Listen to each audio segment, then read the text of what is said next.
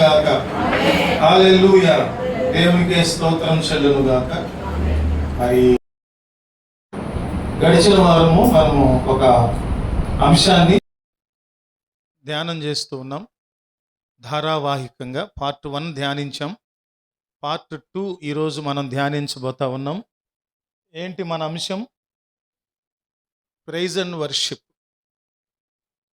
Praise and worship చేస్తున్నామని కాదు, ఎలా చేయాలి? ప్రైజ్ అండ్ వర్షిప్ అనేది ఈ మధ్యకాలంలో ఈ అంశం యొక్క ఆవశ్యకత, ఇంపార్టెన్స్ చాలా ఉంది. ఎందుకనంటే గత సంవత్సరాలలో దేవుణ్ణి మనం ఆరాధించే విధానంలో ఎన్నో మార్పులు చూస్తూ వచ్చాం.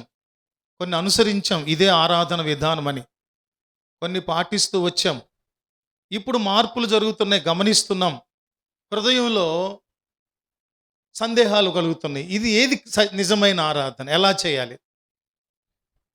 వాక్యానుసారంగా ప్రభువారు సమరయ స్త్రీతో చెప్పినటువంటి మాటల్లో, మీరు తెలియని దానిని ఆరాధిస్తున్నారు, అది కాదు.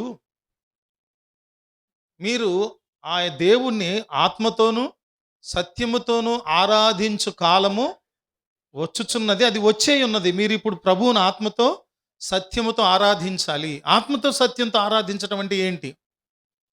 సత్యం అంటే యథార్థత, అది తెలుసు మనకి. ఆత్మతో అంటే దేవుని గుణలక్షణాలతో, దేవుని స్వభావంతో ప్రభువుని ఆరాధించాలి.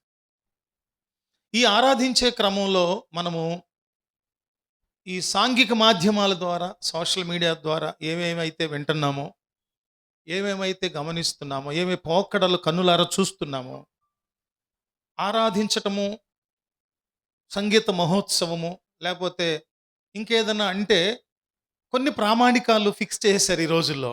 ఏంటా ప్రామాణికాలంటే, విపరీతమైనటువంటి పెద్ద ఎల్ఈడీలు పెట్టేయాలి. ఆ తర్వాత లైట్లు, ఫోకస్ లైట్లు, రకరకాల టైమింగ్లో డాన్స్ చేసే లైట్లు. తెలుసా మీకు? మ్యూజిక్ డిన్ డిన్ టక్ టిక్ టిక్ అని వస్తుంది అనుకోండి, ఆరి వెళ్ళిపోతూ ఉంటాయి లైట్లు. అవి అలాగా సెన్సార్స్తో ట్యూన్ అయిపోయి ఉంటాయి. అర్థమైందా? అవి ఉండాలి. తర్వాత ఈ దేశంలో ప్రముఖులైన సంగీతకారులు అందరూ ఉండాలి, గాయకులందరూ ఉండాలి, అందరూ పాడాలి. ఇదే ఆరాధన అనే ఒక ఫార్మేట్ని ప్రజలకు చూపిస్తున్నారు అందరూ. అందుకని మనకంటూ లేదా ఈ సందేశాలు బయట ఎవరైనా కొద్ది మంది, ఒక 100 మంది, 150 మంది వింటూ వస్తున్నారు. తర్వాత దినాల్లో యూట్యూబ్లో కొంతమంది చూసి నేర్చుకునే అవకాశం కూడా లేకపోలేదు. అది మనకొక ఆశీర్వాదం అని నేను అనుకుంటున్నాను. ఇంకొకటి ఏంటంటే, రాబోయే దినాల్లో కొంత ఫండ్ సిద్ధపరచుకొని ఒక వర్షిప్ సంబంధించి, రచనలకు సంబంధించి, స్వరకల్పనలకు సంబంధించి, ఆరాధన చేసేదానికి సంబంధించి ఎంతో దశాబ్దాలుగా అనుభవం కలిగినటువంటి అనేక సంగీతకారులను తీసుకొచ్చి ఉదయం 10 గంటల నుంచి రాత్రి 10 గంటల వరకు ఒక వేదికను ఆధారం చేసుకొని ఒక వర్క్షాప్ పెట్టాలని ఆలోచన చేస్తూ ఉన్నాం మేమందరం. అందరం అంటే ఈ జిజ్ఞాస ఉన్న వాళ్ళం మాత్రం ప్రార్థన చేస్తూ సిద్ధపడుతున్నాం. అక్కడకు ఇప్పుడున్న విపరీతమైన పోకడల్లో ఉన్నటువంటి రచయితలు కాకుండా, తెలుగు భాష అంటే ఇష్టం ఉండి, తెలుగు భాష అంటే మక్కువ ఉండి, ఆ భాషను బతికించాలి, ఆ భాషలో ఉన్నటువంటి ఉత్కృష్టమైన గొప్ప స్థితిని మనం నిలబెట్టాలి అని ఆశపడి రచనలు చేసేవారు. ఉట్టి వాయిద్యాల రణగుణధ్వనితోనే పాటలు కాకుండా, పాట చక్కగా వినపడేటట్లు బయటికి మిక్స్ చేయగలిగిన, మాస్టర్ చేయగలిగిన, సంగీతం చేయగలిగిన వాళ్ళు ఎలా చేస్తారు? వెస్టర్నైజ్డ్గా చేసిన అందులో ఈ వాల్యూస్ తగ్గిపోకుండా, ఈ విలువలు తగ్గిపోకుండా ఎలా చేయాలి? స్వరకల్పన ఎలా చేయాలి? ఆరాధన చేసే ఆరాధన నాయకుడు ఎవరు? లీడర్షిప్, వర్షిప్ లీడర్కి ఏ భౌతిక ఆకృతి ఉండాలి, ఏ స్వభావం ఉండాలి, ఏ హావభావాలు ఉండాలి? ఇవన్నీ కూడా విమర్శనాత్మకంగా కాకుండా బోధించే పద్ధతిలో, వాళ్ళకి నేర్పే పద్ధతిలో. నేర్చుకున్న వాళ్ళు నేర్చుకుంటారు, తిరస్కరించే వాళ్ళు వదిలేస్తారు. చాయిస్ వాళ్ళకే, ఎంపిక వాళ్ళది అన్నట్లుగా చేయాలని మనం ప్రార్థన చేస్తూ ఉన్నాం. ఈ కోణంలో డాక్టర్ డివి ప్రవీణ్ గారు, డివి డానియల్ గారు అబ్బాయి, తర్వాత ఫ్లూట్ ఇమ్మాన్యుయల్ గారు, నేను ఇంకా కొద్దిమంది దీని మీద వర్కౌట్ చేస్తున్నాం. ఇది ఖర్చుతో, ప్రయాసతో కూడింది అయినప్పటికీ కూడా ఒక ఉపదేశాల సమాహారాన్ని యూట్యూబ్లో ఉంచాలని కోరుకుంటున్నాం. దాని కొరకు మీరు ప్రార్థన చేయండి. ఇది వాక్యంలో భాగం కాదు. ప్రార్థన చేయండి. పూర్తిగా ఇంకేం మిగిలి ఉండకూడదు అన్నట్లుగా. ప్రియులు స్టీవెన్సన్ గారు కూడా మాతో స్నేహంగానే ఉంటారు కాబట్టి సహవాసంతో, వారి నుంచి కూడా కొన్ని సలహాలు, ఇట్లాగా జేకే క్రిస్టఫర్ గారి దగ్గర నుంచి కొన్ని సలహాలు వర్క్షాప్లో. ఇలాగా జేకే క్రిస్టఫర్ గారు చేసిన పాటల్లో కూడా ఎక్కడ రణగుణ ధ్వని హడావిడి ఉండవు, చాలా పద్ధతిగా ఉంటాయి.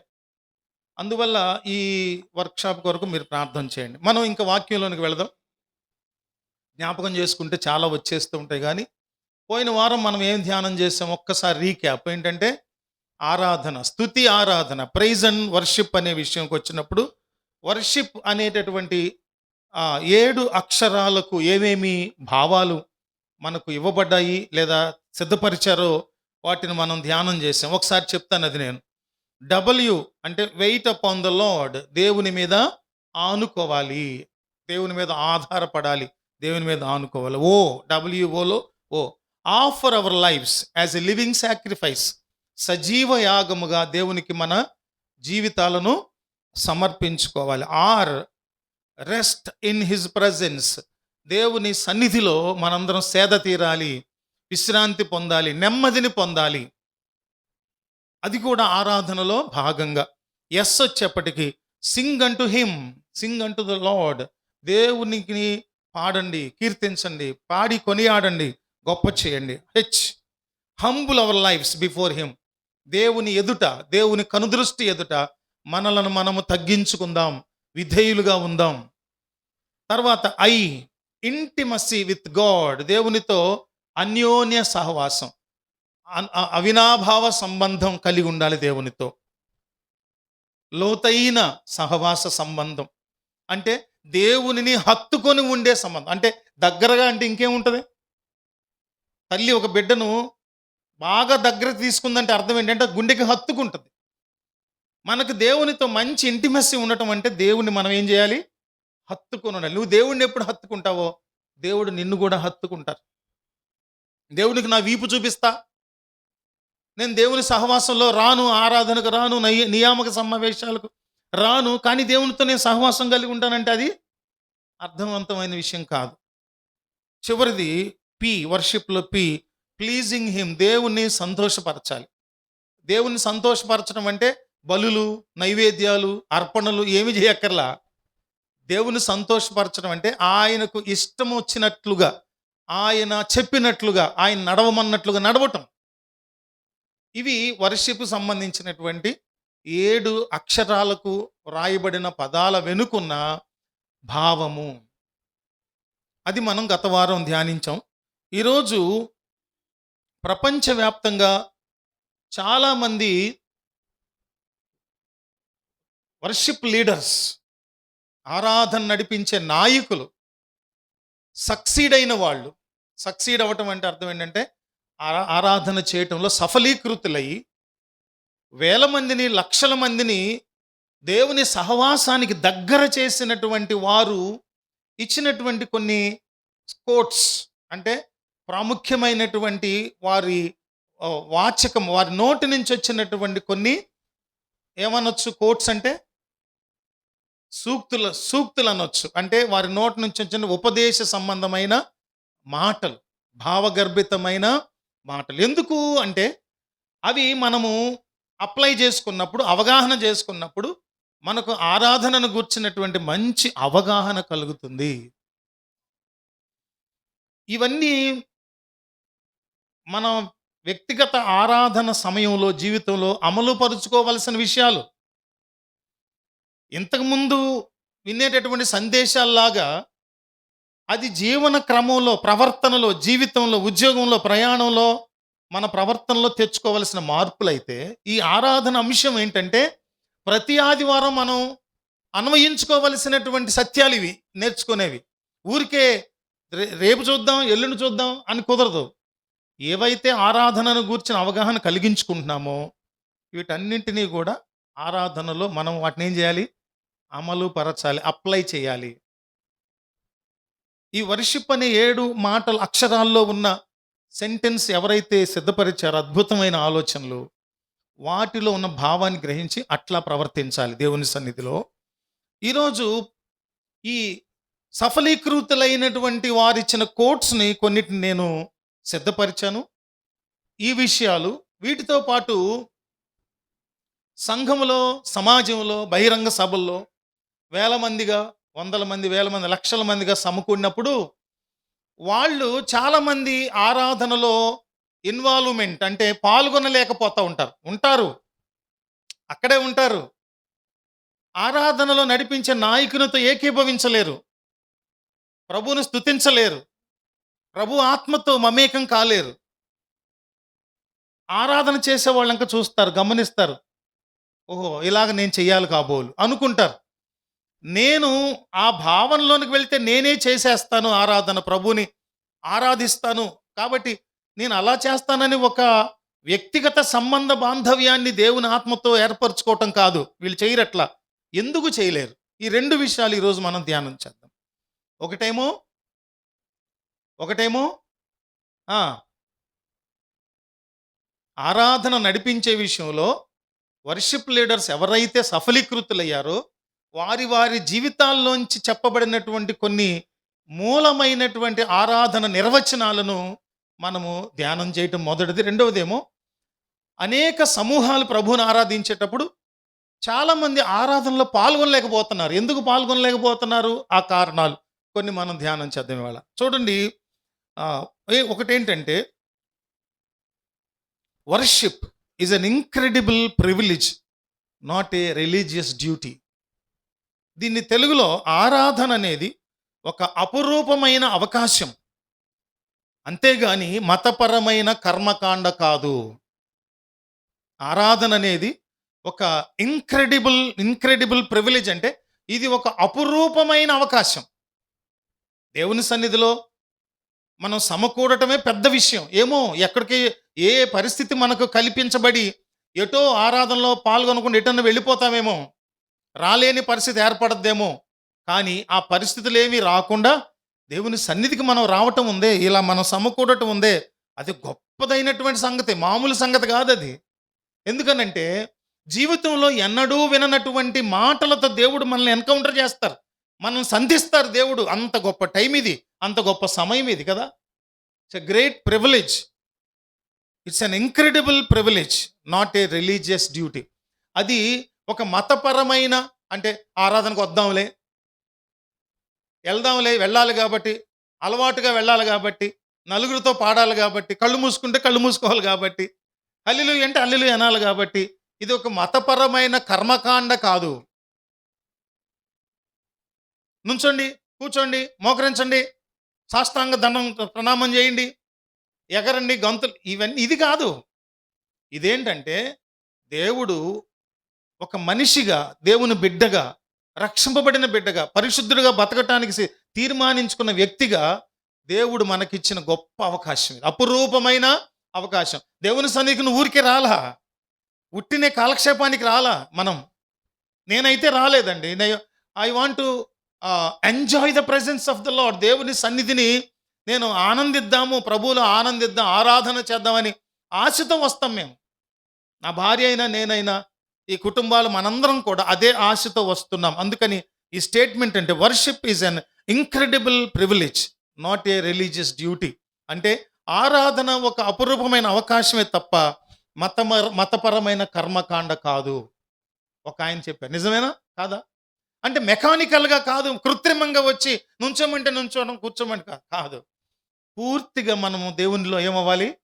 మమేకం అవ్వాలి. ఇక్కడికి రావటమే గొప్ప అవకాశం. అసలు దేవుని ఆరాధనలో మనం పాల్గొనటమే గొప్ప. రెండవది ఇంకొకటి ఏంటంటే the highest form of worshipping is the highest form of worshipping is obedience.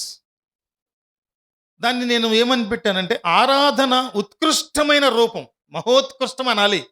ఉత్కృష్టం కంటే గొప్పది ఏంటంటే మహోత్కృష్టమైనటువంటి ఆరాధనకు రూపం ఏంటంటే ఒబీడియన్స్, విధేయత. మనలో విధేయత ఉంటే ఏమండి, ఎట్లాంటి విధేయత? విధేయత ఉండాలి. విధేయతకే అర్థము చెప్పిన వినయ మనస్కుడా, విధేయులుగానుండ మాదిరి చూపిన మనుజ కుమారుడా, అవిధేయత తొలగించుమయా, నీ దీన మనసు కలిగించుమయా, అవిధేయత తొలగించుమయా, నీ దీన మనసు కలిగించుమయా, విధేయతకే అర్థము చెప్పిన వినయ మనస్కుడా. వినయము అంటే, ఒబీడియన్స్ అంటే, వినయం అంటే ఏంటంటే నేల మట్టుకు తగ్గించుకోవటమే వినయం. నేల మట్టుకు తగ్గించుకోవడం అంటే జీవితంలో మన బుర్రల్లో, మన ఆలోచనలో, మన ప్రవర్తనలో ఎక్కడ కూడా గర్వించటం, అతిశయించటం, నేను గొప్పోడిని, నేను అందగాడిని, నేను బలవంతుణ్ణి, నేను పలుకుబడి కలిగిన వాడిని, నేను అది ఇది డోమ్ డామ్ ఏమీ లేవు.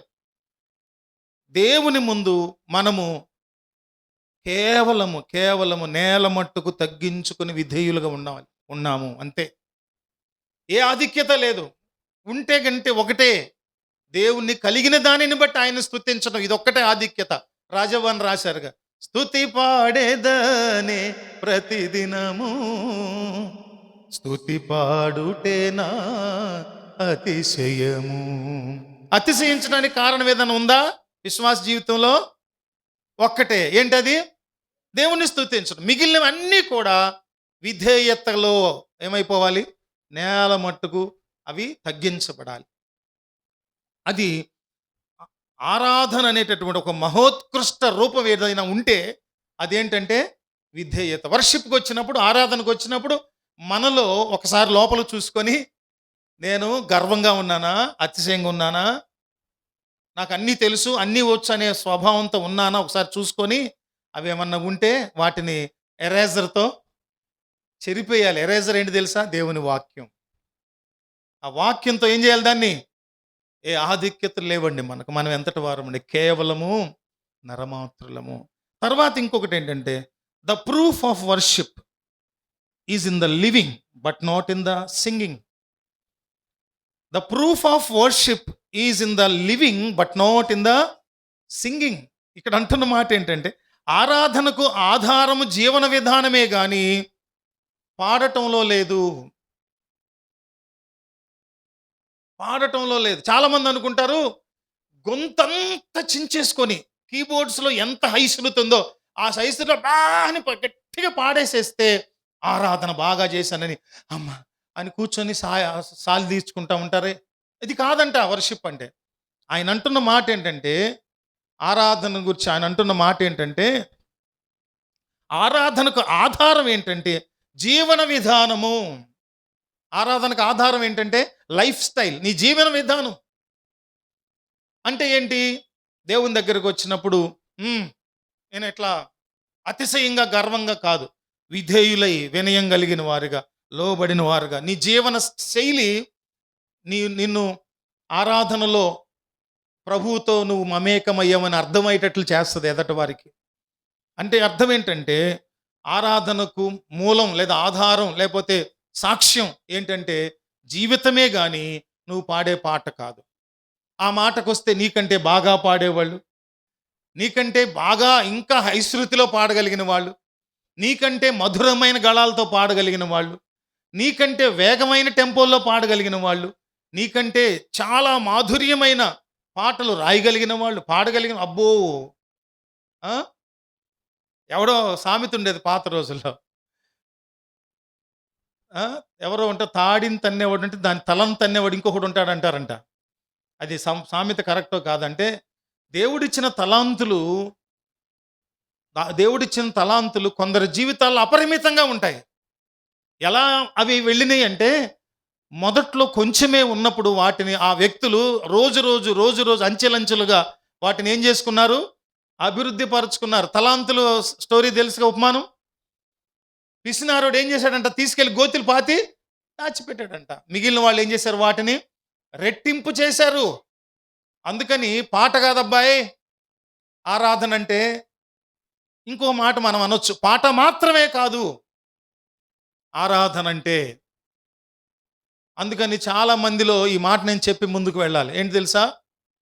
అసలు నాకు పాడే స్వరం ఉందా లేదా?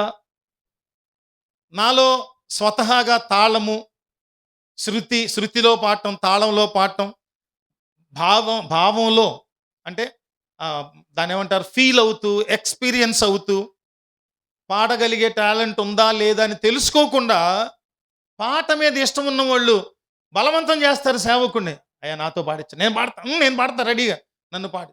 సభలు పెట్టి ఆర్కెస్ట్రా ఎన్ని పెట్టినప్పుడు పాస్టర్ గారికి పెద్ద తలనొప్పి, పలానా ఆయనతో పాడించకపోతే ఎట్లారా బాబు. ఇట్లాంటి వాళ్ళు 10 మంది ఉంటారు సంఘంలో. నేను వాళ్ళని కించపరచట్లేదు, వాస్తవాన్ని చెప్తున్నా. ఎందుకనంటే నీకు పాడటం వచ్చో రాదో నువ్వు తెలుసుకో. అన్ని తాళబద్ధంగా, శృతిబద్ధంగా, లయబద్ధంగా, భావయుక్తంగా పాడగలనా లేదా అనేది నిన్ను నీవు తెలుసుకొని సంభాళించుకొని, ఎస్ నాకు రాదు కానీ ఇంకొకటి వచ్చు, నాకు సౌండ్ పెట్టడం వచ్చు, లేకపోతే ఇంకొకటి వచ్చు, వాయిద్యాలు ప్లే చేయడం రావచ్చు, అది చేస్తా, అది తెలుసుకోవాలి. అందుకని ఆరాధనకు మూలం ఏంటంటే పాట కాదు, జీవన విధానము, జీవన శైలి. మరొకరు అన్నారు, worship is a great way to set your heart and mind in the right place. You cannot worry and worship at a time. ఇప్పుడు ఇక్కడ ఇంకొక మాట ఏమంటున్నాడంటే, బాధ ఆరాధన ఒకే చోట ఉండవు, ఒకేసారి జరగదు. నువ్వు బాధతో, వేదనతో, చీకుతో, చింతతో, ఇంట్లో ఉన్న గొడవతోనో, ఒంట్లో ఉన్న బాధతోనో నీ మనసు నిండా నింపుకొని ఉన్నప్పుడు నువ్వు దేవుని దగ్గరికి వచ్చి ఆరాధన ఎలా చేయగలవు? నీ మనసును ఎక్కడ పెట్టాలి, ఎక్కడ ఉంచాలి, ఎలా ఉంచాలి, ఇవన్నీ నీకు స్పృహ ఉండాలి. ఇక్కడ అంటున్న మాట అదే. Worship is a great way to set your heart and mind in the right place. You cannot worry and worship at a time. బాధని, ఆరాధనని ఒకేసారి చేయలేవు. ఆలోచించారు ఎప్పుడైనా? నీ గుండె నిండా బాధ, వేదన, చింత, చీకు ఉన్నప్పుడు దేవుని సన్నిధిలో ఆరాధన చేయమంటే, ఏంటి బ్రదర్ వాళ్ళందరూ ఆరాధన చేయ, నువ్వు చేయమంటే చేస్తాలే ప్రభు ఆస్తా. ఈ బాధతో కూడినటువంటి ఆరాధన దేవునికి చేరదు. ముందు నువ్వేం చేయాలంటే, ఆ గేట్ ఉంది కదా, అక్కడ గేట్ ఉందా, బయట గేట్ ఉంది కదా, ఆ గేట్ లోపల నువ్వు కాళ్ళు పెట్టేటప్పుడే నీ లోపల చింత, చీకు, వేదన అన్నీ ఏమైపోవాలి? వదిలేసి నువ్వు రా లోపలికి, అప్పుడు ఆరాధన చేయగలవు. మోసుకొచ్చేస్తే చింతని, చీకుని, వేదనని, బాధని, నొప్పిని నువ్వు మోసుకొచ్చేసి ఇక్కడికి వచ్చి నేను ఆరాధన చేస్తానంటే ఈ రెండు మ్యాచ్ అవ్వు. ఈ రెండు మ్యాచ్ అవ్వు. అదొకటి. బాధ, ఆరాధన ఒకేసారి ఉండవు. సరి అయిన స్థానంలో మనస్సును ఉంచాలి, అదే ఆరాధన.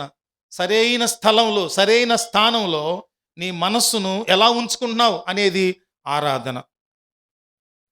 మరొకటి ఏంటంటే, worship is a weapon against the devil, enemy.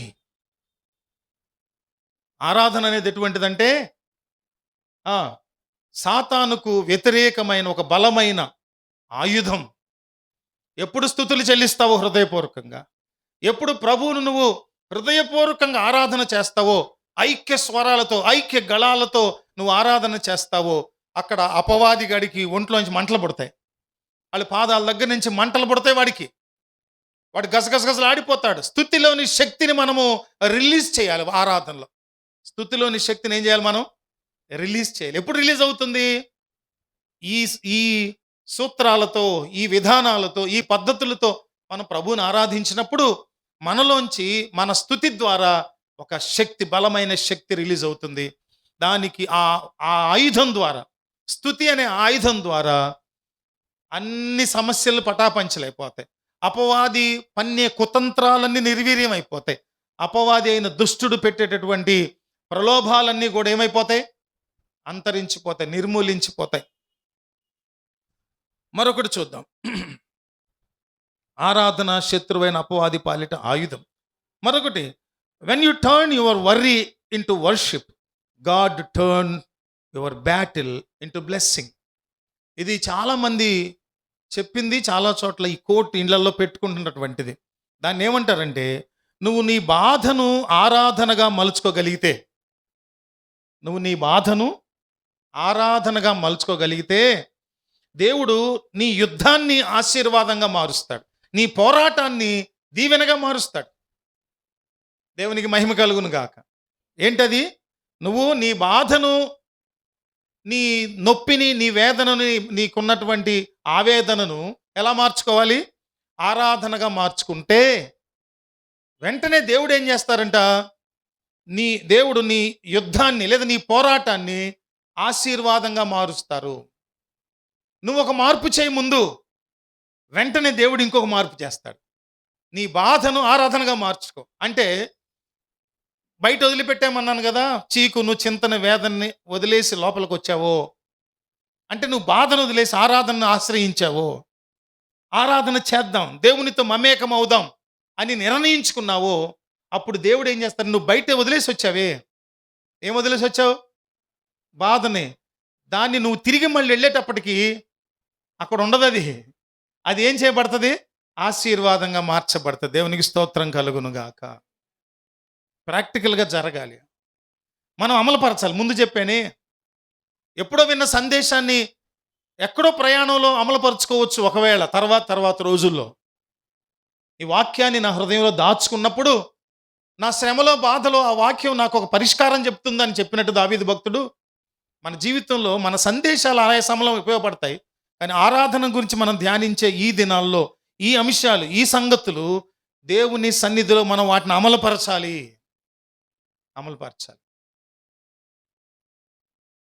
మీకు అర్థమవుతుంది అనుకుంటున్నాను. ఒక్కొక్క విషయం చాలా ప్రాముఖ్యమైన విషయం.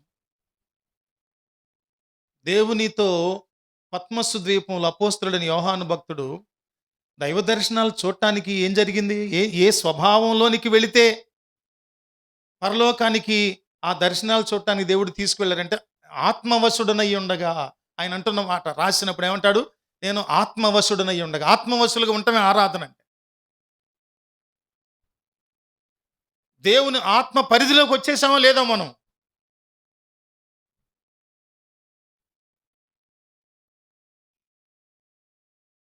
దేవుని మందిరంలోకి రావటం అనేది ఏదో కాకతాళీయంగా పొరపాటున జరిగింది కాదని చెప్పి ఇందాకే. దేవుని సన్నిధిలోనికి, ప్రెజెన్స్లోనికి మనం వచ్చామంటే ఒక దేవుని యొక్క ప్రణాళిక, దేవుని సిద్ధపరిచే పంపారు మనల్ని. సిద్ధపడాలి, సిద్ధపరిచి పంపారు మనల్ని.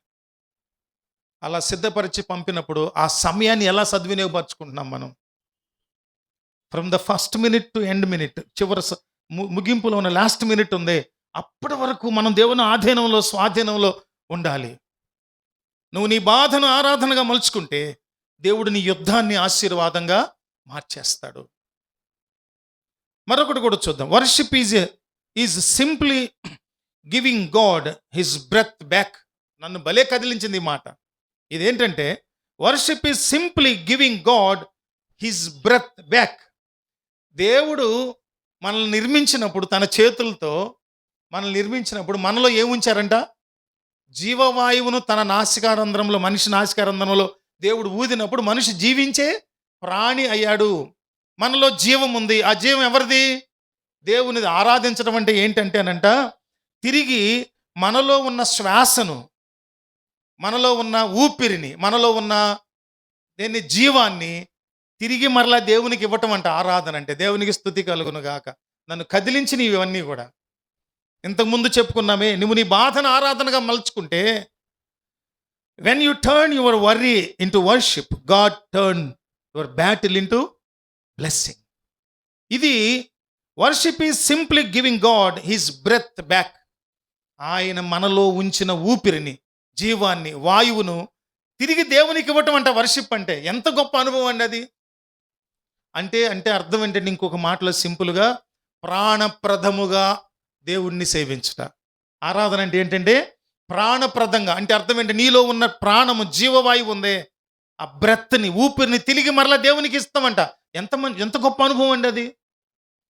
అంటే ఆరాధన చేసేది కాదు, భక్తి చేసేది కాదు, భక్తి జీవించేది. ఎన్నో మార్లు చెప్పా.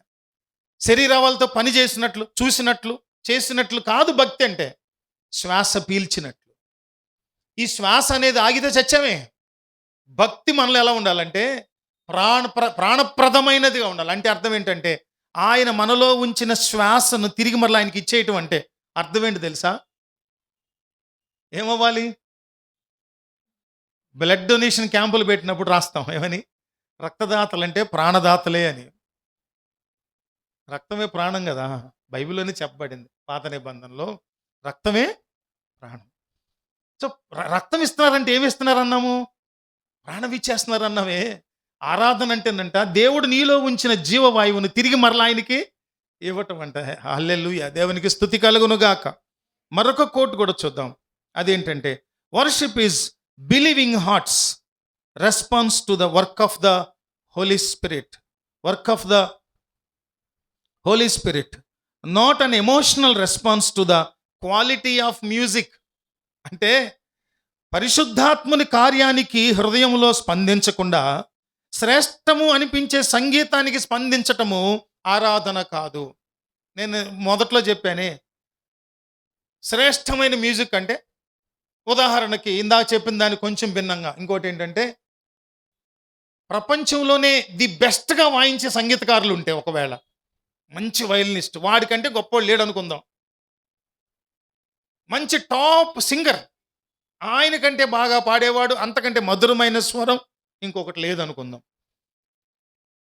అక్కడ వాడిన సౌండ్ సిస్టమ్ అంతకంటే మంచిది ఇంకెక్కడ లేదనుకుందాం.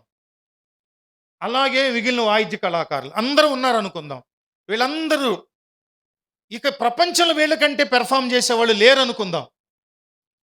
అటువంటి పెర్ఫార్మెన్స్ ఉన్నా అది ఆరాధన కాదు. పెర్ఫార్మెన్స్ వర్షిపా? ది బెస్ట్ సౌండ్ వర్షిపా? ది బెస్ట్ టాలెంట్ అని ప్రజెంట్ చేయటం ఉంది. The presentation of a best talent, top talent ఆరాధన కాదు. దాన్ని ఏమంటారంటే పరిశుద్ధాత్ముని కార్యానికి హృదయంలో స్పందించటం. పరిశుద్ధాత్ముని కార్యానికి మనం స్పందించటం. పరిశుద్ధాత్ముడు ఏం చేయమంటాడు మనల్ని? పరిశుద్ధాత్ముడు ఏం చేయమంటాడు మనల్ని? ఏం చేయమంటారండి? ఆయన పోలికలోనికి మార్చబడమంటారు. యేసుక్రీస్తు ప్రభు వారి పోలికలోనికి మార్చమంటారు. మధ్యాహ్నం మేము ఆదివారం నాడు 3-4 సందేశాలు వింటూ ఉంటాం ఇంట్లో. మేము సిద్ధపడి వచ్చేలోపు గంటెల ప్రకాష్ గారు ఒక సత్యం చెబుతూ లెంట్ డేస్ గురించి చెబుతూ ఆయన అన్నమాట అన్నమాట. ఏమన్నారు తెలుసా? ఆరాధన చేయటం అంటే ఈ సంగీత ప్రదర్శన కాదు, పీక్స్లో ప్రదర్శించే వాళ్ళు కాదు. ఆయన చెప్తున్న మాటలు నేను అప్పుడు అన్నా, వీళ్ళు ఆరోగ్యవంతులుగా ఉండి, గంటెల ప్రకాష్ గారును పగడాల ప్రవీణ్ గారు ఇలా ఆరోగ్యంగా ఉండి ఏ చావు లేకుండా బలహీన రాబోయే దినాల్లో గనక వాళ్ళు ఇలాగే నిక్కచ్చిగా సూటిగా సువార్త ప్రకటిస్తూ వెళితే గనక నేను అనుకున్నాను క్రైస్తవులే వాళ్ళని చంపేస్తారేమో అనుకున్నాం అనిపించింది నాకు. ఇక్కడ ఏమంటారంటే పరిశుద్ధాత్ముని కార్యానికి హృదయంలో స్పందించుట. పరిశుద్ధాత్ముని కార్యానికి ఆయన అన్నమాట ఏంటంటే, దేవునితో ఎంత సహవాసం చేస్తే, ఎంత దగ్గరగా క్లోజ్గా సహవాసం చేస్తే. సహవాసం అంటే ఏమన్నాం మన భాషలో? మన వాడుక భాషలో సహవాసం అంటే ఏమన్నాం? స్నేహం, దోస్తి. హిందీలో ఏంటంటారు? దోస్తి, స్నేహం. దాన్ని సహవాసం అన్నాం. ప్రభువుతో సహవాసం, కలిసి ఉండటం, తోటి విశ్వాసులతో పరిశుద్ధులతో కలిసి సహవాసం చేయటం.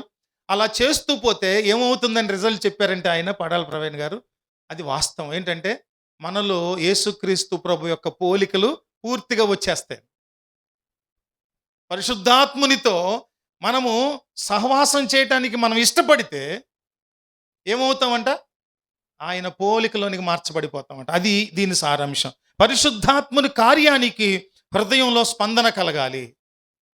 పరిశుద్ధాత్ముడు ఎలా ప్రేరేపిస్తున్నారు అలా చేస్తా. అలా ప్రేరేపించబడినప్పుడు చుట్టుపక్కల వేరే ప్రేరేపణలు కూడా వస్తాయి. వాటిని పట్టించుకోను, వాటిని జయిస్తాను. పరిశుద్ధాత్ముడు చెప్పినట్లుగా ఆయన ఏ ప్రేరణ నాలో కలిగిస్తారో ఆ విధంగా నేను ప్రవర్తిస్తా అని మనం తీర్మానించుకోవాలి. అది కానీ శ్రేష్టమైన సంగీతానికి స్పందించడం ఆరాధన కాదు. అద్భుతమైన కళాకారులు చేసే ప్రదర్శన ద్వారా ఆరాధన కాదు. మన వాళ్ళు అదే అనుకుంటున్నారు ఆరాధన. గొప్ప గొప్ప గొప్ప గొప్ప సింగర్స్ తీసుకొచ్చి, లేకపోతే దేశంలోనే అగ్రగాములైన వీణ ప్లేయర్స్, వైలిన్ ప్లేయర్స్, లేదా మ్యాండోలిన్ ప్లేయర్స్, లేకపోతే సారంగి ప్లేయర్, కాదు అవి కాదు. అందులో ఆత్మ నింపుదల, ఆత్మ కార్యం జరిగే ఎస్సెన్స్ ఉందా లేదా చూసుకోవాలి. ఆ తర్వాత ఇంకొకటి ఏంటంటే, submission to his word is the worship. Submission to his word is worship. అంటే ఆయన వాక్యమునకు మనము సరెండర్ అయిపోవటం అనగా అర్థం ఏంటి? ఆయన వాక్కు ఆయన వాక్కుకు మనల్ని, మన జీవితాలను అప్పగించుకోవటం ఆరాధన. వాక్కు అంటే ఇప్పుడు సందేశం అందించబడతా ఉంది కదా. ఈ సందేశం అందించబడుతున్నప్పుడు మనము ఆ వాక్కుకు అప్పగించుకుంటే, అంటే అర్థం ఏంటి? ఇది ఇంగ్లీష్లో ఏమన్నాడు? అప్పగించుకోవటాన్ని ఏమన్నాడు? సబ్మిషన్. సబ్మిషన్ అంటే మన జీవితాలను దేవుని వాక్కుకు సబ్మిట్ చేసుకుంటే, అప్పగించుకుంటే అది ఆరాధన.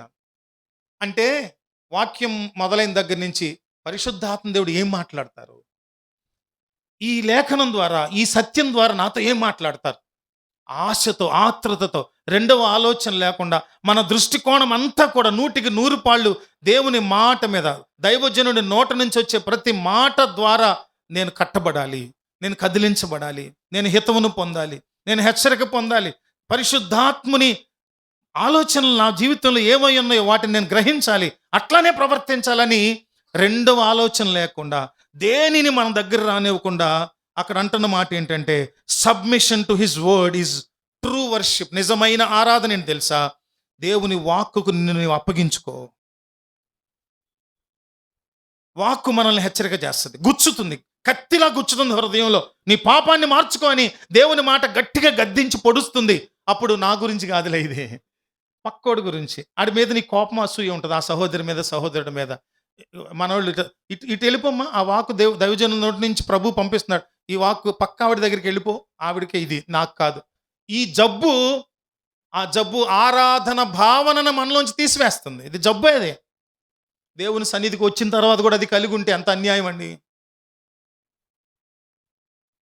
సబ్మిషన్ టు హిస్ వర్డ్ అది చాలా ప్రాముఖ్యమైంది ఆరాధనలో. చాలామంది నడువు నొప్పి వస్తుంది, కాలు నొప్పి వస్తుంది, కన్ను నొప్పి వస్తుంది, తలనొప్పి వస్తుంది, వీపు నొప్పి, ఆ నొప్పులు, ఈ నొప్పులు, ఈ నొప్పులు, ఆ నొప్పులు. వారం అంతా రాలే, వచ్చినా లెక్కలే. పనులు ఆగలేదు, సంపాదనలు ఆగలేదు, పెళ్ళిళ్ళు ఆగలేదు, కార్యక్రమాలు ఆగలేదు, భోజనాలు ఏమీ ఆగలేదు. దేవుని సన్నిధిలోకి వచ్చిన 3 గంటల టైంలో లేదా 2:30 గంటల టైంలో నువ్వు వినే 45 మినిట్స్ 1 అవర్ సందేశం ఉందే, అక్కడే నీకు రకరకాలైనటువంటి ముళ్ళు, రాళ్ళు వస్తాయి ఈపు దగ్గరికి, సీటు కిందకి. ఎంత అన్యాయం అండి ఇది. Submission to his word. దేవుని వాక్కుకు మనల్ని అప్పగించుకోవాలి, అది ఆరాధన. అది కాదండి, మీరు చెప్పేది ఏంటి? వాక్యం చెప్పేటప్పుడు కాదు కదా చెప్తున్నది. ఆరాధన లేచి నిలబడి చేతులూపి ప్రభువుని ఆరాధించేటప్పుడు కదా. అంటే ఆరాధన ఎప్పుడు మొదలవుతుంది తెలుసా? ఆ గేట్లోంచి నువ్వు వచ్చిన ఆరంభ ప్రార్థన నుంచి ఆరాధన మొదలవుతుంది. పాడినప్పుడు, సంగీతం వచ్చినప్పుడు, గంతులేసినప్పుడు, చేతులూపినప్పుడు మాత్రం కాదు. సందేశములో కూడా ఆరాధన ఉంది, కానుక పరిచర్యలో ఆరాధనే, నువ్వు సాక్ష్యాలు చెప్పేటప్పుడు ఆరాధనే. ఇంత గట్టిగా నేను ఎందుకు కేకలు పెట్టి చెప్తున్నాను తెలుసా? మనలో ఆరాధనను గూర్చున్నటువంటి దుష్ట తలంపులు, చెడు అభిప్రాయాలన్నీ కూడా పటాపంచలగునుగాక. దేవుని వాక్కుకు అప్పగించుకోవాలి మనం. తర్వాత worship is a inward feeling and outward action reflects the worth of God. ఎంత గొప్ప ఆలోచన తెలుసా ఇది. ఏంటంటే ఆరాధన అనేది అంతరంగిక అనుభూతి మరియు దేవుని విలువను ప్రతిబింబించే బాహ్య క్రియ. అదంట ఇట్స్ ఎన్ ఇన్వర్డ్ ఫీలింగ్, అంతరంగములో కలిగే భావం. ఆరాధన అంటే నీ అంతరంగంలో కలిగే భావం. అంటే నా ఆత్మ దేవుని ఆత్మతో ఏమవ్వాలి? ఐక్యం అయిపోవాలి అనే inward feeling and outward action reflects the worth of God, దేవుని గొప్పతనం ఏమిటో లోపల కలిగినటువంటి అంతరంగ భావనతో పాటు అది మన బాహ్యంగా ఎలా రిఫ్లెక్ట్ అవుతుందంటే దేవుని గొప్పతనాన్ని చెప్పేటట్లుగా రిఫ్లెక్ట్ అవుతుంది. అంటే నువ్వు నోరు తెరిచి ప్రభువుని ఆరాధించేటప్పుడు నీ లోపల ఉన్న భావం, ఇంటర్నల్ ఫీలింగ్ అన్నామే, అదేంటంటే దేవా నీవు సర్వశక్తిమంతుడవు, నీవు సర్వోన్నతుడవు, నీకు స్తోత్రం. మా అందరి విమోచనార్థమై నీ కుమారుడైన క్రీస్తు వారిని భూమి మీదకి పంపించావు, నీకు స్తోత్రం. నా పాపపు రోత జీవితాన్ని నువ్వు మార్చావు, నీకు స్తోత్రం. పరిశుద్ధుల గుంపులో నన్ను చేర్చావు, నీకు స్తోత్రం. పరలోక రాజ్యంలో ప్రవేశించడానికి మన శుక్రవారం ధ్యానం చేశాం. దేవుడు ఏమేమి మన కొరకు సిద్ధపరుస్తున్నారు, ఇవన్నీ నాకు సిద్ధపరిచావు ప్రభువా, నీకు స్తోత్రం అనే నీ అంతరంగిక భావము బయటకు వచ్చినప్పుడు ఎలా ఉండాలంటే దేవుని గొప్పతనాన్ని చాటే మాటలతో, చాటే పాటలతో, చాటే జీవన విధానంతో, నీ బాడీ లాంగ్వేజ్తో అవుట్వర్డ్ ఎక్స్ప్రెషన్ దేవుని ఘనపరిచేదిగా ఉండాలి. దేవునికి మహిమ కలుగును గాక. అర్థమవుతుందా మీకు? ఆరాధన అంటే ఊరికే ప్రార్థన క్రమంలో 10 పద్ధతులు ఉంటాయి. ఆ పద్ధతిలో ఒక పద్ధతి ఆరాధన. అది జరిగించలేదే, అరవలేదే, చేతులోపలేదే, ఇవి కాదండి. మనం లేచి నిలబడి ప్రభుని ఆరాధించేటప్పుడు ఈ భావాలన్నీ మనలో ఉండాలంటే ఏం చేయాలంటే ఆరంభ ప్రార్థనలో ఆ బయట నుంచి ఎంటర్ అయినప్పుడే చీకులు, చింతలు, బాధలు, వ్యధలు, దుఃఖాలు, కన్నీళ్లు అన్నీ బయట వదిలేసేసి దేవుని సన్నిధికి చక్కగా వస్తే, ఖాళీ పాత్రలుగా వస్తే ఆ పాత్రల నిండా దేవుడు తన వాక్కు చేత, పరిశుద్ధత చేత నింపి మనల్ని బయటికి పంపిస్తాడు. వచ్చినప్పుడు ఉన్న స్థితి కంటే నింపబడి బయటికి వెళతాం. దేవునికి స్తోత్రం కలుగును గాక. అది నిజమైన ప్రభువులో ఆనందించిన వ్యక్తి ఏం చేస్తాడు తెలుసా? ఈ ఆదివారం నాడు దేవుని సన్నిధిలో గడిపిన 1 గంట సేపు, 2 గంటల సేపు ఆరాధన ప్రభావాన్ని మిగిలిన శనివారం వరకు ఉన్నటువంటి రోజుల్లో రెన్యువల్ చేసుకుంటూ అదే బలంతో, అదే శక్తితో, అదే ఉత్సాహంతో, అదే పునరుత్థాన శక్తితో ముందుకు వెళతాడు విశ్వాసి. లోకము వాడిని ఏం చేయలేదు, పాపము వాడిని ఏం చేయలేదు, డబ్బు వాడిని ఏం చేయలేదు. దేవునికి మహిమ కలుగును గాక. మనము విజయ వీరులంగా ఉంటాం. దేవునికి మహిమ కలుగును గాక. ఆరాధనలో పునరుత్థాన శక్తి చేత నింపబడాలి మనం. అదే అంటున్నాడు ఇక్కడ. ఏం తెలుసా? ఆరాధన అనేది నీ ఆంతరంగిక అనుభూతి అయితే అది బయటకు వచ్చినప్పుడు దేవుని యొక్క గొప్పతనాన్ని చాటేదిగా, దేవుని విలువను చాటేదిగా, వర్త్ ఆఫ్ గాడ్, దేవుని విలువను చాటేదిగా ఉండాలి. ఆ విలువ ఎవరి ద్వారా చాటబడుతుంది? నీ ద్వారా, నా ద్వారా కదా చాటబడేది. అంటే నువ్వు ఒక మైక్ లాగా. ఎలాంటి మైక్ అంటే దేవుని గొప్పతనాన్ని చాటేటటువంటి ఒక పత్రిక లాగా, ఒక ధ్వనిలాగా ఉండాలి నువ్వు జీవితం. అది ఆరాధన అంటే.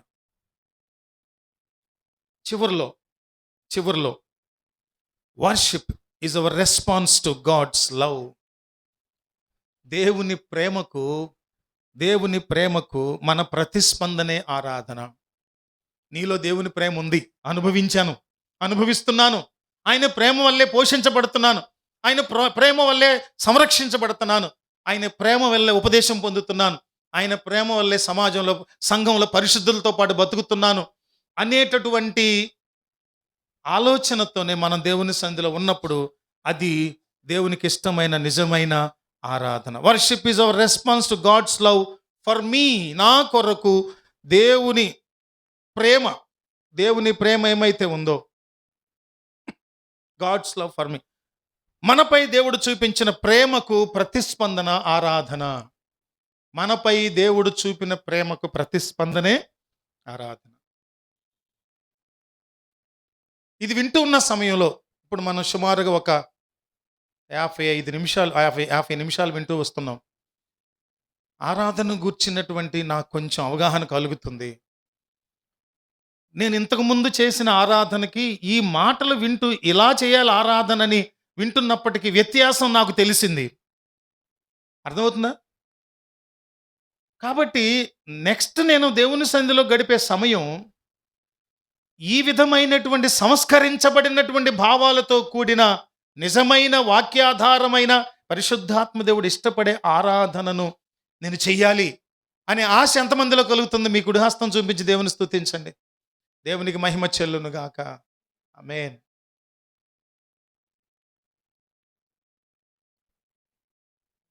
నాకెందుకో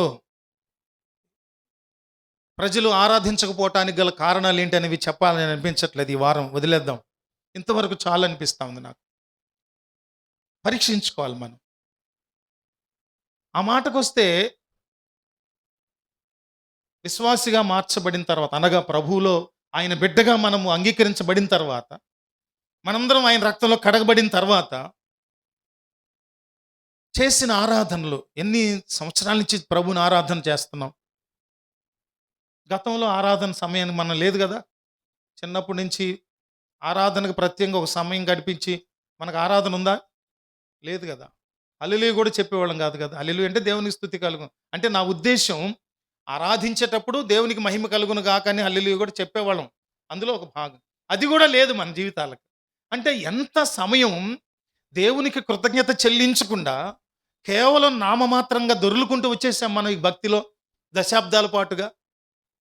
ఎన్ని సంఘాల్లో ఈ మాటలు వింటున్నటువంటి ప్రియ సహోదరుడా సహోదరి, సోషల్ మీడియా ద్వారా వింటున్న సహోదరుడా సహోదరి, మీ సహవాసాల్లో, సహవాస కుటుంబాల్లో ఈ ఆరాధన భావనలు లేకుండా నిజమైన లేఖనాధారమైన అనుభవజ్ఞులైన ఆరాధన నాయకుల అభిప్రాయాలలో ఉన్న సత్యాలు, అవి లేఖనాధారమైన సత్యాల్లో ఎన్ని దశాబ్దాలు మనం ప్రభువుని సత్యారాధన చేయకుండా దొరిలొచ్చేసాం మనం.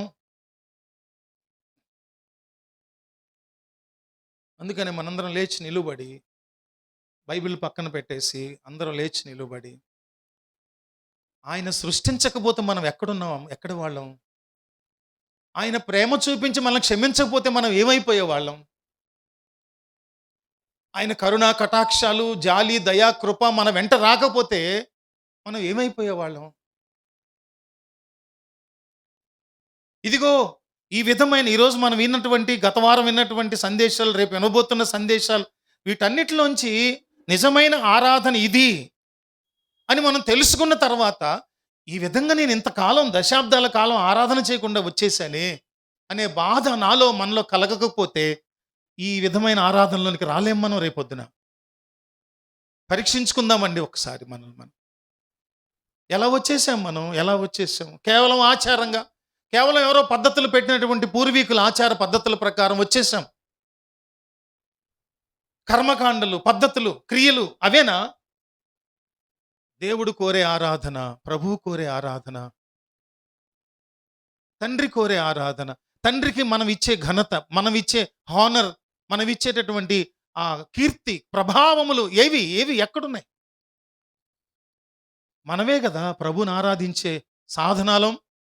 మనలోంచే కదా దేవుని స్తుతి, దేవుని ఘనత, దేవుని మహిమ, దేవుని గొప్పతనం బయటికి రావాల్సింది.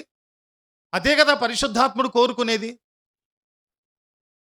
ఎక్కడుంది మన ఆరాధన స్థాయి? ఆలోచించండి కొంచెం. విజ్ఞులుగా ఆలోచిద్దాం కొంచెం. మీరు ఇంటికి వెళ్ళిన తర్వాత చూసుకోండి. ఈరోజు మన గ్రూప్లో ఇందాక సాయంత్రం విజయ్ కుమార్ అన్నగారు ఎవరెవరిని ఆరాధించొద్దో చెప్పారు. ఐదు విషయాలను ఆరాధించొద్దని చెప్పారు. ఒకటేంటి తెలుసా? మీ కాపరిని ఆరాధించొద్దు. మీ కాపరిని ఆరాధించొద్దు. సంఘాల పేర్లు ఏమైపోయినాయి తెలుసా? వ్యక్తి పేరు సంఘం పేరు అయిపోయింది. పౌలు సంఘం, మణిప్రకాష్ సంఘం, ఫలానా సుబ్బారావు గారి సంఘం, వెంకటేశ్వరరావు గారి సంఘం, పేతురు గారి సంఘం, యాకోబు గారి సంఘం. అది కాదు. ఎవరి సంఘం అది? క్రీస్తు వారి సంఘం. కాపరిని ఆరాధించండి. మా అయ్యగారంటే అది వాక్యం అంటే, మా అయ్యగారంటే స్వస్థత, మా అయ్యగారంటే అది ఇది ఇది కాదు. దైవ సేవకుని ఆరాధించొద్దు. సెలబ్రిటీలను ఆరాధించొద్దు అన్నాడు. సెలబ్రిటీలు అంటే ఎవరు? పేరు ప్రఖ్యాతులు గడించినటువంటి వారు, వారిని ఆరాధించొద్దు. మూడోది కూడా చెప్పారు. ఏమని? సంస్థలను, డినామినేషన్లను ఆరాధించొద్దు. మీ సంఘాన్ని ఆరాధించొద్దు. ఇలాగా ఏటేటిని ఆరాధించకూడదో చెప్పారు. దాన్ని మీరు ఇంటికి వెళ్ళిన తర్వాత ఒకసారి చూడండి. నేర్చుకోదగిన సంగతి.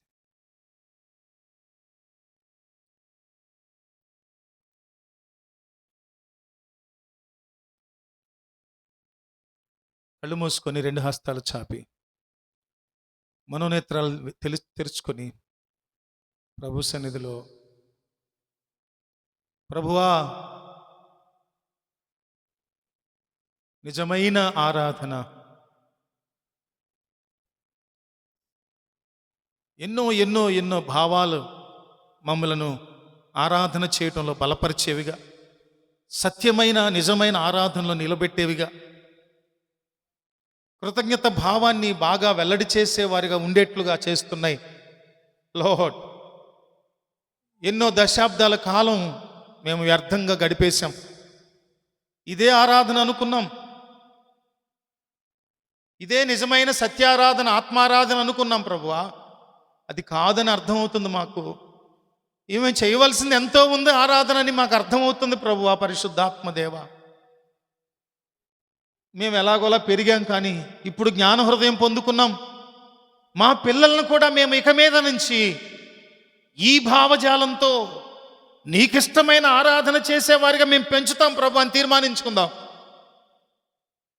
బయట సాంఘిక మాధ్యమాల ద్వారా మనలను పక్కత్రోవ పట్టించేటటువంటి, మనలను సందేహాలలో లేకపోతే మనల్ని కన్ఫ్యూజ్ చేసేటటువంటి విధానాలు కనబడుతూ ఉన్నప్పుడు వాటిని బట్టి మనం చెక్కు చెదరని స్థిరబుద్ధి కలిగిన వారుగా నిజమైన ఆరాధనను అర్థం చేసుకొని ఆ ప్రకారంగా ప్రభువుని ఆరాధన చేద్దాం. మనం బయట వాళ్ళు ఎవరైనా అబ్బో నువ్వే చేసేది ఆరాధన, మేము చేసేది కాదా అని సదవగాహన లేకుండా మాట్లాడే మాటలు ఏమన్నా ఎదురుపడినా డోంట్ కేర్, లెక్క చేయనక్కర్లేదు. పరిశుద్ధాత్ముని పోలికలోనికి, క్రీస్తు వారి సారూప్యతలోనికి మనం మార్చబడినప్పుడు దేవుడు మన ఆరాధనను ఆయన లక్ష్య పెడతారు.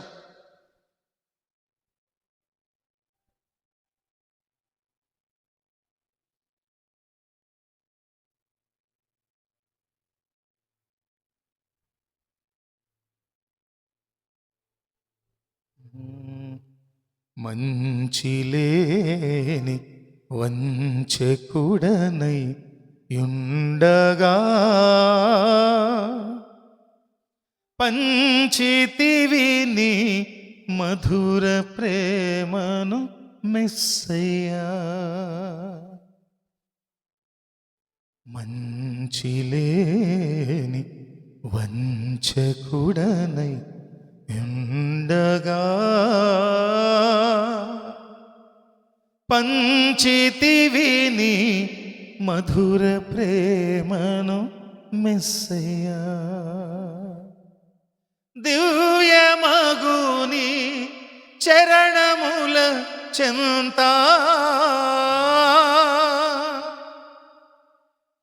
ఆశ్రయుడనై ఆరాధించెదనయా. యేసయ్యా, దివ్యమగుని చరణముల చెంత ఆశ్రయుడనై ఆరాధించెదనయా.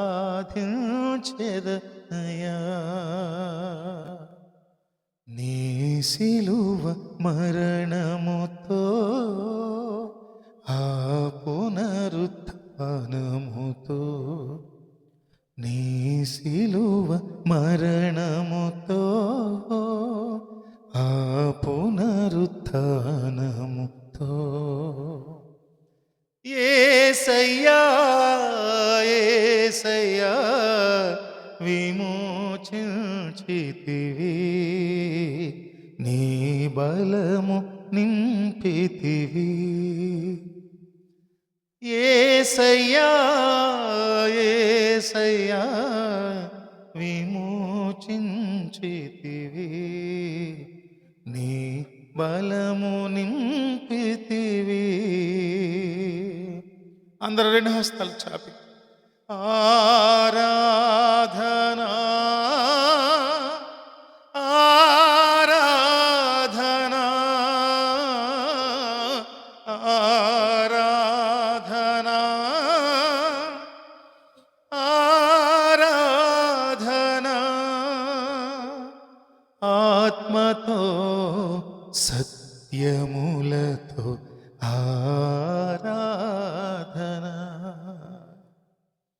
ఆత్మతో సత్యములతో ఆరాధన ఆరాధన ఆరాధన. మహోన్నతుడు అయిన మా ప్రభువా, పరిశుద్ధుడా, గొప్ప తండ్రి, నీ కృపాసనాన్ని మేము సమీపించి నిజమైన ఆత్మ సత్యారాధన ఏమిటో, మీరు ఉద్దేశించిన ఆరాధన ఏమిటో, ఏ ఆరాధన ద్వారా మిమ్మల్ని మేము సంతోషపెట్టగలము, ఏ విధంగా మీకు మేము సరెండర్ అయితే, మమ్మల్ని మేము అప్పగించుకుంటే మీరు సంతోషించే గొప్ప ఆరాధన మేము చేయగలము, అనేకమైన అనుభవాల్లోంచి వచ్చిన సత్యాలను మేము ధ్యానం చేయడానికి కృప చూపించిన ప్రభువా, ఈ ఆరాధనలో ఆద్యంతం మీరు మాతో ఉండి నడిపించినందుకు స్తోత్రాలు చెల్లించుకుంటూ, ఎవరికైతే గత దశాబ్దాలలో వ్యర్థంగా ఆరాధనలో సమయం గడుపుతూ వచ్చామనే అవగాహన ఈరోజు మీరు కలిగించారో, వారిలోనే రాబోయే దినాల్లో నిజమైన మీకు ఇష్టమైన ఆరాధన చేసేవారిగా మమ్మల్ని ఉంచండి ప్రభు అని తీర్మానించుకున్న ఆ ఆత్మకార్యాన్ని బట్టి మీకు స్తోత్రాలు చెల్లించుకుంటున్నాం ప్రభు. ఆలోచనలను మా హృదయాల్లో స్థిరపరచండి.